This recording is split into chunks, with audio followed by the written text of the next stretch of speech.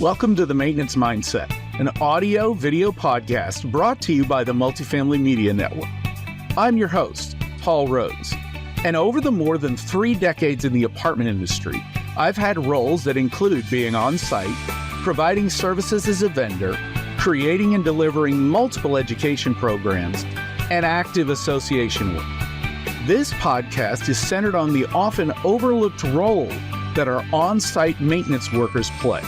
You know, the men and women that respond in the middle of the night to the toilet call, or the after hours, it's really hot in my apartment request, or my favorite, my ring fell down the drain, get over here now. In other words, the often unsung heroes who are responsible for asset preservation and resident satisfaction. Working in multifamily maintenance provides interesting, sometimes amusing, and often fascinating stories and viewpoints. My encouragement to you is this: whatever you do it with a maintenance mindset. Hey there. This just in. Summer is officially gone. Pumpkin spice lattes are now available everywhere. Chances are, by the time you hear this, they will have been available for a couple of weeks now. But that thought does play into the fact that if you have not reached or realized the fact that we are now in the 5th season of the year for the apartment industry, you're late. And what that means is that for the apartment industry, we have more than just the regular 4 seasons that everybody else does. You know, we have the normal summer, fall, winter, spring, those normal 4, but it's the 5th season that really gets us going. And that 5th season is budget season. Don't you love it? Isn't it great? It's a wonderful time of year. Get out the Excel spreadsheets. Deal with all of that gathering of information where you go and have the fantastic conversations with your suppliers and your vendors for what their expected price increase is going to be for next year, just to have something that makes it very challenging to occur for next year. I can remember when I was on site, and every year at budget season, we'd hunker down and start trying to figure out what our strategy was going to be for the following year. Well, next year in the maintenance world is going to prove to be an interesting one, especially with the expected changes that are occurring for HVAC. It is a challenging thing to plan ahead for several reasons. But rather than getting down in the weeds about specific to air conditioning, I think it would be interesting to talk more about involving your maintenance team in your budgeting process. For years, I've spoken with leaders about why it's important to involve their maintenance leaders, their on-site maintenance leaders, specifically maintenance supervisors, and if your organization has them, regional level maintenance leaders in the budgeting process. I think it's a vital task to undertake. I've found, though, that a lot of people that when I have that discussion, they say, okay, great. I agree with you. We do need to involve our maintenance leaders in the budgeting process. How? What are some ways that I can involve them, bring them in, and make them a part? I mean, the reasons why are, in my mind, easy. We've got to develop maintenance leaders. And one of the premier important tasks that we have for those maintenance leaders is for them to understand the business at a higher operating level than just get the apartment ready, fix the service requests and take care of the amenities and be sure that curb appeal is always on the forefront of your mind. Those are all important. If, however, we want to get to a point of providing a career path, that implies that we do intentionally develop our maintenance people along the way of their career. One of the steps along that is having an understanding of the financial impact that different decisions make. Not only that, if we ever want to get beyond a reactionary only stance, meaning a crisis happens, we react correctly and solve that crisis until the next crisis happens. If we ever want to get beyond that, we've got to start looking ahead and learning how to prioritize things before they happen. Those are all lessons that, in my mind, we bring to the forefront during a budgeting talk and discussion. So, how do we involve our maintenance teams? First of all, be sure that they understand this is an important event. For those of you on video, you'll notice that instead of wearing the normal short sleeve collared shirt that I wear on these, I have actually broken out the business wear, meaning a full button-down collared shirt with long sleeves. I've even got the business watch on this time. What if we made it a special event for our maintenance leaders to understand this is different than your normal day-to-day? Not only that, this information is going to be presented to people who are the ones who invest in us, in our property, so that we have the finances, we have the funds, we have the resources to do the job that we're doing. So I would recommend plan it, schedule a day for your maintenance leader on site where they don't wear the normal uniform. Make it a thing. Reinforce, without saying so many words, but reinforce the fact that this is a special and a great event.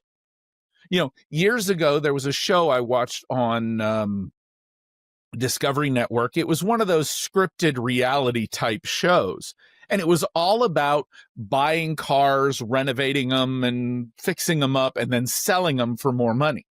And the host or the leader of that show, he made a point once and he says, you know, I don't make money when I sell the car. I make money when I buy the car. When I figure out how much money I'm going to spend on it. If for our industry, we apply that lesson, then we make our NOI, we decrease or we predict what we're going to spend in capital budget, and we can even predict our financial status before we actually bring money in. That's a lesson I took away from that particular statement. We've got to begin using finances with our maintenance teams as a priority setting tool before the actual crisis occurs. So, okay, that's the beginning of the how. Step one, we make sure that everybody's on board with the fact that this is a serious occasion and it's a special thing that we need to do. We need to plan for, we need to predict for. The second thing, which is what frequently the discussion goes to as we continue on figuring out how to involve our maintenance leaders, and that is identifying the challenge. You know, the minute that we tell our maintenance people, and we're kind of guilty as leaders, we're kind of guilty of setting this up, because when we begin asking about budgets, we tend to lead with a question like, hey, what do you need? Well, that's a hard one to answer if all we're doing is reacting, if we, as a maintenance team, we're viewed as the item that gets cut. If, as a maintenance team, my career hasn't been being developed to the same extent that I see others doing, it's very easy for us to say, well, I'm getting along just fine with what I have. Alternatively, there's the opposite side.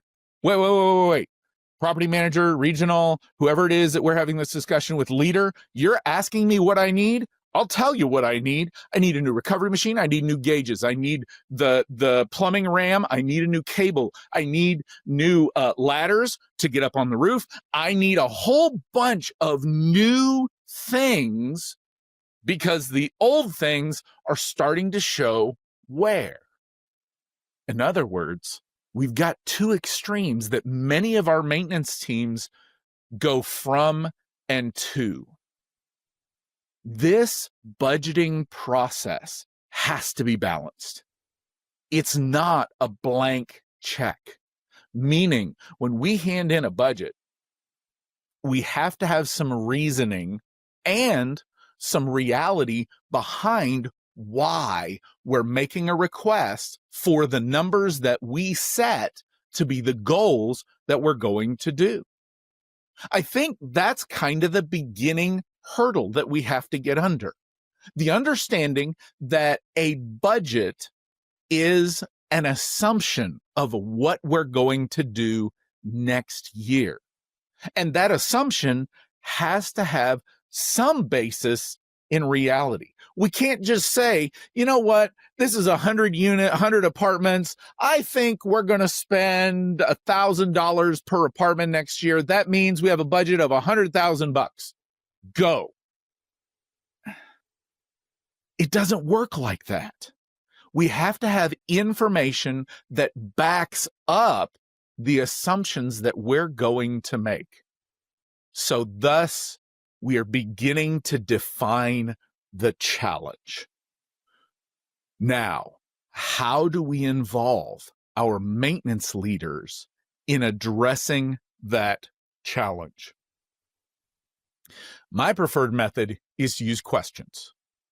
As the leader, I'm going to my maintenance team and I'm going to ask them very specific questions that I don't want the glib answer. I don't want the quick answer. Yes, I am looking for your maintenance supervisor input. That may mean you might go with your gut, but I'm going to need some reasoning behind your gut. Why did you say that? And that, I think, is the how piece. This has got to be a discussion. And discussions begin way before the first question is asked. What I mean by that is if you and I are having a discussion, and yet you have the feeling that anything you say is going to be used against you somewhere, probably not in a court of law, but if you are defensive and if you are concerned that your answer will be used against you or against your team somewhere, then the answer that you give me to that question will skew my results. It does, there's some bias involved and some other psychological things that I confess I'm not real sure about. I'm not an expert on those things.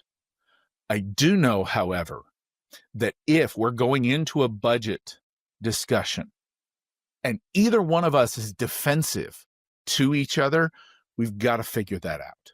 And that means this budget talk that we've made a special event, we have to have the understanding that this is a safe space. There's no judgment here. If, I think a good example of that is if, leader, we're trying to figure out how much money we need to spend for the aforementioned air conditioning changes next year. If I ask my maintenance supervisor, what training do you think you will need for next year, and how much is that going to cost in time, in resources, possibly in tools? If, as the leader, I ask that question of my maintenance supervisor, that is a valid question.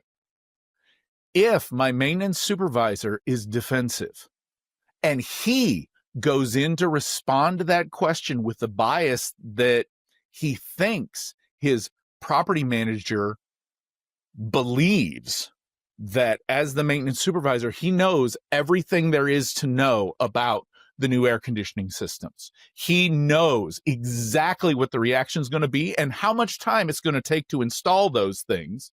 And if our maintenance supervisor believes that the property manager is depending on him to give an exact answer, that if the answer is wrong later, there's nothing to adjust from, then the maintenance supervisor is going to give an answer different than the one they want to give. All of that begins before the budgeting discussion happens. Air conditioning, that's just an example of where it is. So what are some of the questions? Now that we've got a safe space involved to where everybody understands that it's okay to say no, it's okay to say I disagree, it's okay to say I don't think we've considered this, it's also okay to say I think we're delving too deep into this area. We just need a rough number with a reasoning for what that rough number is based on. All of those are available and allowed in this discussion. Now that we've got that place set, we begin with the questions that we ask. And these questions are for the leader to beginning our internal customers. In other words, property manager, this is a question you ask your maintenance supervisor. Maintenance supervisor, where applicable, maybe we even ask our technicians in some case. Again, just as an entry place for our technicians to begin to see the types of information that's going to be needed during a budgeting process. Exposure, if you will.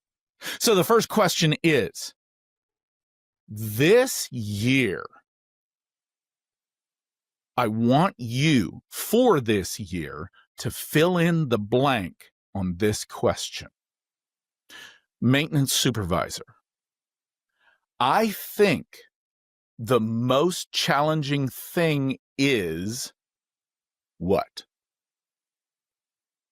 I found it helpful in some cases to begin with an idea. In other words, property manager, you state the question this way. I think for you, maintenance supervisor, the most challenging thing over the past 12 months has been toilet repairs. Would you agree? Maintenance supervisor, if you are asking that question, don't say anything else. Let the question hang. Wait for an answer. The basis for asking and structuring the question that way is, I firmly believe it is easier to edit than it is to create. Meaning, if I'm the property manager, I have created a possible answer.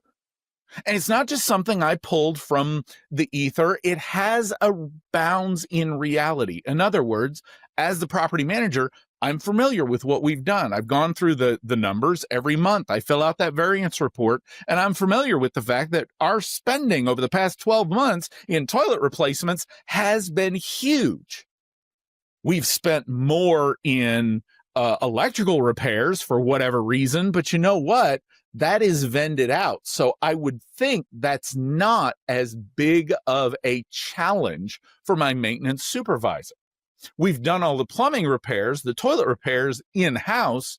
Therefore, the property manager would have a good reason for an assumption that it is the most challenging thing.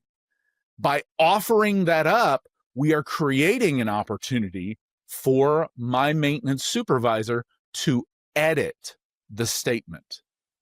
By keeping the end of the question blank, in other words, by allowing silence to reign, we are acknowledging that we have thrown an idea or a topic into our maintenance supervisor's court, and we respect them enough to provide feedback. We want that feedback. We hunger that feedback. If, as a property manager, I can't get that feedback, then we need to go a little bit deeper and back up into the safe space piece. Asking questions like that. I mean, some of the answers that you might get back are outside of the actual structures. Your maintenance supervisor may come back with answers like, yeah, replacing toilets are hard work. It requires a lot of information, but actually the bigger challenge that I have is time. Not just time to do the toilets. It's time to do everything. Or maybe it's technology. You know, there is a jack that you actually use. It's a dolly specifically made to help pick up full toilets and place them directly on the flange. Maybe that technology is something that we need, or maybe the tools that you get back. As the property manager, be ready for accepting any of those responses. You may not have to do anything about them in the moment, but again, this is about creating and using that dialogue to get different frames of reference, different perspectives, different viewpoints than that which you already see. Question number 2 for your maintenance supervisor to get them involved. Property manager, ask this question. Maintenance supervisor, if you were a resident, what would you say is the most challenging thing for the property operations as a whole?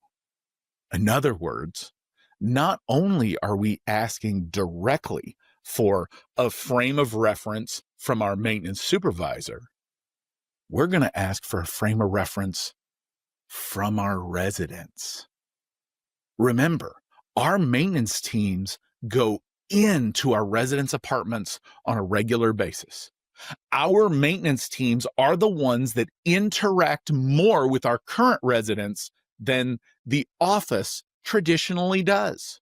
We need that perspective. Again, when you ask the question, if you were a resident, what would you say is the most challenging item of operating this community?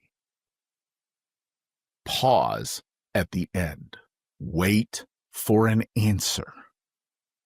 If needed, make a suggestion. I think the most challenging thing for a resident is the turn coming in from the street. The stoplight doesn't operate fast enough. The speed bumps are too high. We need to add speed bumps. Kids are unsafe. All of these could be answers. Write down the answers. You see, when we begin looking at budgeting from a maintenance mindset, I take that to mean we're looking at it from a point of curiosity.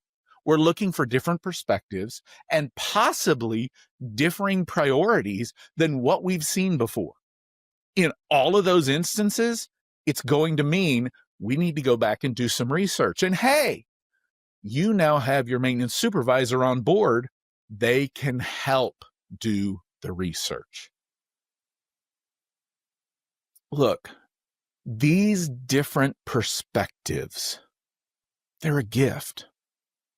A good friend of mine reminded me lately, through a little bit of amusement, that reviews are a gift, even bad ones. And what she said to me was that not only are bad reviews a gift, buddy, you're about to hit the lottery. And then she told me all of the things that the project we were working on that needed to change for all very good reasons. I got to admit, the project we were working on, I had put a lot of thought into, a lot of work into, and here I handed over to somebody for review, for a comment, for a different perspective, and she blew everything out of the water. Now, again, I do believe it's easier to edit than it is to create. When I created that project, there was a lot of time, many hours involved.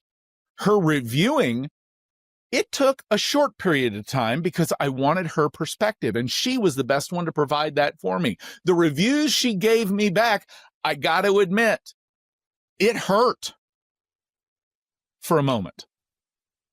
I thanked her expressly. We even had a couple of laughs about the whole lottery line because I firmly believe reviews are a gift. When I was a trainer for the National Apartment Association, at the end of every CAMT class, I would hand out an evaluation to every single student, even the ones that from the front of the room, the appearance was they were not involved or interested. Fine.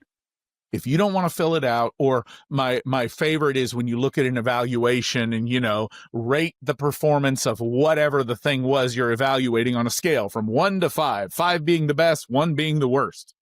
And everybody just goes, puts X's in 5s all the way down, whatever the form is. That is somebody who is not taking the opportunity to give a gift.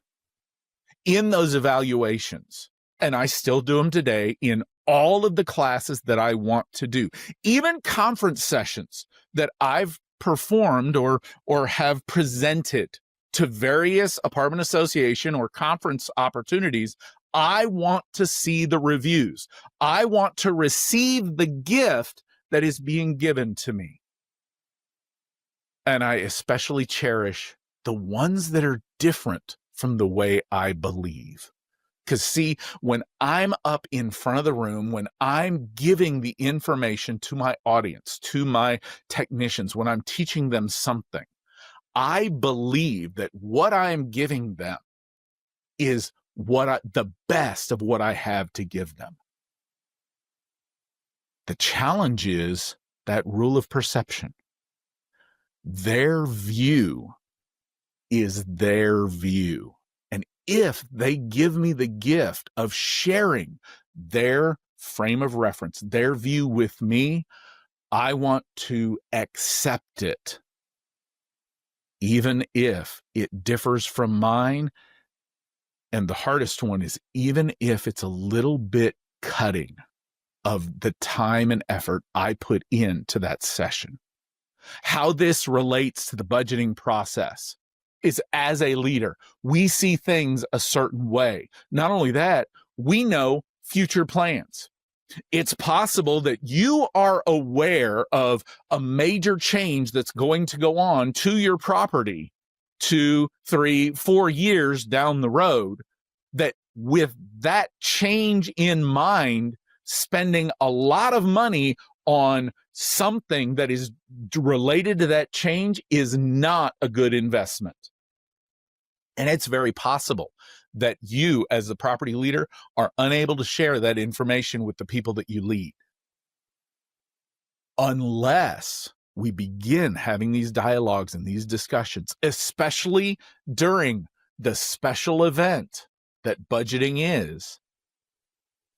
We lose the opportunity to begin to develop ourselves, to figure out how we share something in a positive light to other people, how we give that gift of information to our teams. And we also lose the opportunity for the teams to give that gift of a differing opinion to us. Keeping the budgeting process a discussion is a good way for us to interact with our maintenance teams. Now, here's a couple other questions that we can use to involve our maintenance teams in the budgeting process. One of the other frames of reference that we can use is called futurecasting. I got that term from a book, Think Like a Rocket Scientist, Ozan Varul. He talks about how we imagine a future event to be, and then we think from that future event how acting or decisions that I make today could further a positive outcome for that future event. And it goes like this. In a budgeting context or budgeting connotation, the question you ask is, if it's August 2026, in other words, next year, 12 months from whenever it is that we're talking about, if it is August, September, October, whenever you happen to listen to this, 2026, our occupancy is up, has been going up for the past 12 months. What did we do? Notice the pause at the end. Another question. If it is 12 months from today and we look back, our occupancy is down, has been on a downward trend. What did we do or not do that led to that downward trend? Discuss. The third question. You could even turn this to third or fourth. You kind of see a trend here. Maintenance supervisor to our maintenance leader. Our employee turnover is up. We've had more people on our maintenance team or our office team. There's no reason why we can't discuss topics like this cross departments. Our employee turnover is up. We've had more people leave this year than any others. What did we do? What changes did we make, or what changes do we need to make? You can do the same in the reverse to where our employee turnover is down. We've kept more people this year. What did we do that led to the lower employee turnover? And maybe we do even more of that. That way we keep and retain that legacy knowledge that we have. Maybe one of the things that we did is we began including our maintenance teams in the business decisions that we have going on at our property. These are some valuable things to do right now at the end of summer. Oh, and if you decide that you want to have this discussion while holding a caffeinated beverage of some type in your hand, whether it has pumpkin spice in it or not, I would recommend you use the MMN cup available at the store on our website. You can even fill it with the Grounds for Connection coffee if you'd like. Beyond that, include your maintenance teams in the budgeting. Before it gets to be next summer, this is a prime time to do that. Thank you for joining me today. I appreciate your attention so much. I hope you have a fantastic rest of your week, and I'll see you somewhere. Thank you for listening to this episode of The Maintenance Mindset. I hope you take away ideas that apply to your current and future career goals. Please check out Maintenance Mindset Minute to hear short-form, high-impact, applicable, maintenance-centered information. Whatever you do today, do it with a maintenance mindset. If you enjoyed this episode, please like, comment, and subscribe. Visit multifamilymedianetwork.com to learn more about our other industry podcasts, thought pieces, and sponsorship opportunities. I'll see you somewhere.